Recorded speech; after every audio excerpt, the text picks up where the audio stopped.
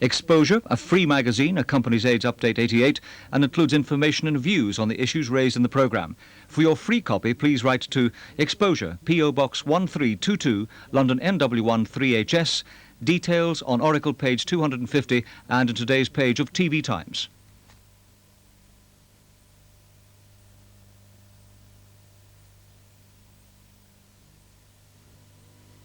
You're going to win the pools, right? No. You have a rich uncle I don't know about. No. An oil well in the garden, perhaps? No, Dad, look. So in the absence of these things, you might consider a fallback position? A what? I mean a pension. A pension? Yes, a pension. This is a very simple thing to find out about. So simple, even you can do it.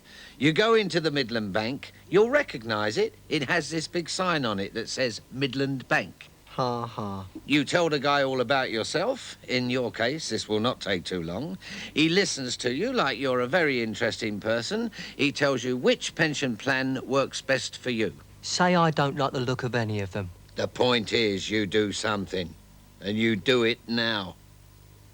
I don't want you to end up being a burden to my grandson, okay? Okay. Give him here. There you go. Midland Pensions, from the Listening Bank. Now here's a cereal you haven't seen before. Kellogg's Raisin Splitz. There's raisin in the middle. Kellogg's Raisin Splitz. It's the perfect combination. Whole wheat, great tasting raisin. All wrapped up. In a perfect square. It's really unexpected. To find it though. There's raisin in the middle. Kellogg's Raisin Splitz. Raisin in the middle. You're gonna like it there. Raisin in the middle. New Kellogg's Raisin Splitz.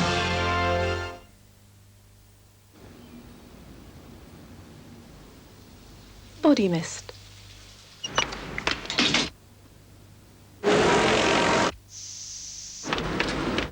Fresh. Effective. Lasting. Body mist. Use it. Forget it.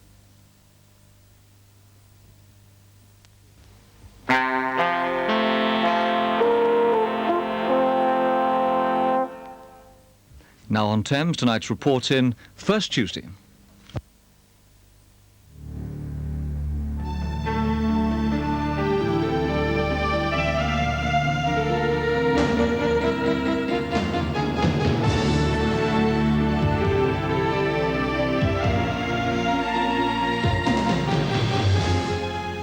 Tonight on First Tuesday. Northern Ireland, an exclusive report on the peace group which negotiates with paramilitaries to stop sectarian killing. We don't work our way up high, we work with people on the ground.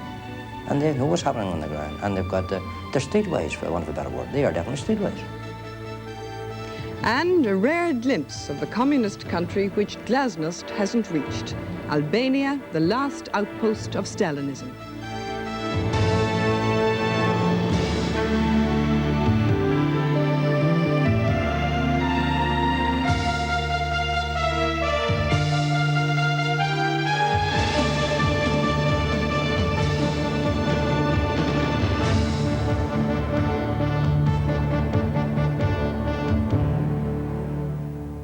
Good evening and welcome to First Tuesday.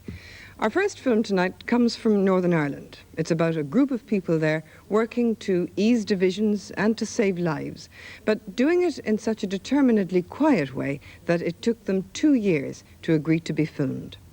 They act as negotiators between the two communities, between the security forces and the local people, and they work with certain inescapable realities, like the fact that paramilitaries effectively control some areas and that paramilitaries or their apologists might have to be negotiated with too. But should a group which says that it could never condone violence deal with terrorists and in doing so invest them with a spurious authority? Well, the group says that 10 years' experience has taught them that they must talk to everybody in their attempts to build a bridge across the Foyle.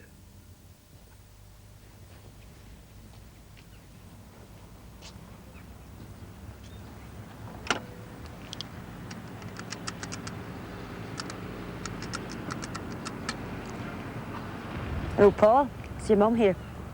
How are you getting on? These days, the telephone is the only contact Teresa Gallagher has with her son Paul. Just everybody's keeping fine here. Everybody's asking for you. Everybody must see. Would you like to come home? Teresa lives in Northern Ireland's second city. As a Catholic, she knows it as Derry. Okay, then. All the best. Look after yourself, Jill. Her son's been run out of town by the IRA. He's exiled in Liverpool. His mother wants him home. His offences, petty crime in an area where the effective police force is still often the IRA rather than the RUC, and a suspicion that he was a tout, an informer. The IRA told me to get out, you know, or I'll get my knees blown off. And they pulled me in, you know, and they questioned me.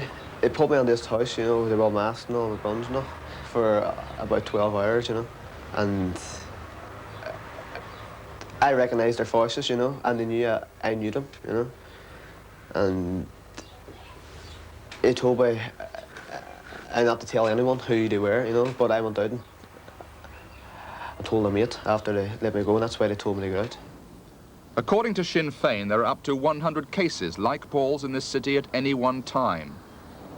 Youngsters accused of burglaries and assaults who have fallen foul of the IRA's style of justice. Paul and many like him, with nowhere to hide in their native city, owe their lives to the members of a remarkable group. Men like Jimmy Duffy, who go to the IRA to negotiate safe passage and safe houses for them out of town.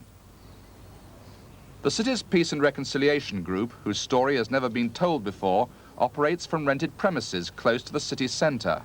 We don't have a normal society in Northern Ireland, I regret to say, so these problems do arise out of the conflict, unfortunately. Well, perhaps you keep us in touch, and if there's anything we can do to help. Oh, exactly. Made up of 14 Republicans, Loyalists and others, the group commits itself not to declarations of peace, but to action on the ground. Among its other tasks, it negotiates with paramilitaries to stop people under threat like Paul getting hurt. Paul's mother knows what she owes the group. Well, I don't know what I would have done without Jimmy that day. You know, they're very, very good, and there's always going to be somebody else going to need his help, you know. If I hadn't had Jimmy that day, I had nobody to help me. It was the only one I had. If he had turned me down, I don't know what else I would have done. Are you feeling all right?